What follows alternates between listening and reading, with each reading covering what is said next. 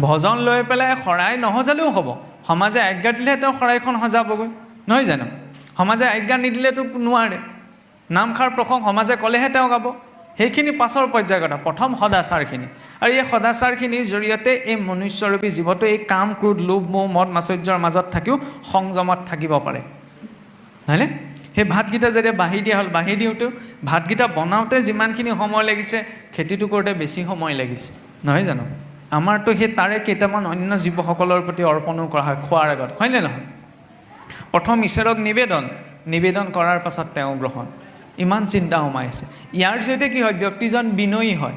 আৰু য'ত বিনয়ী ভাৱ থাকে তাত কাম, ক্ৰোধ, লোভ, মোহে প্ৰভাৱ পেলাব নোৱাৰে। খোৱাৰ পাছত যেতিয়া মল সৃষ্টি হ'ব, শৌচাগাৰলৈ আমি যেতিয়া যাওঁ, শৌচাগাৰলৈ যাওঁতে তাতোতো ভাগৱত ধৰ্মৰ নিয়ম আছে। পানীখিনি হ'ল বুলিয়ে ঢালি নে তাত জলৰূপী নাৰায়ণক জ্ঞান কৰি, নহয় জানো? সমগ্ৰ তীৰ্থ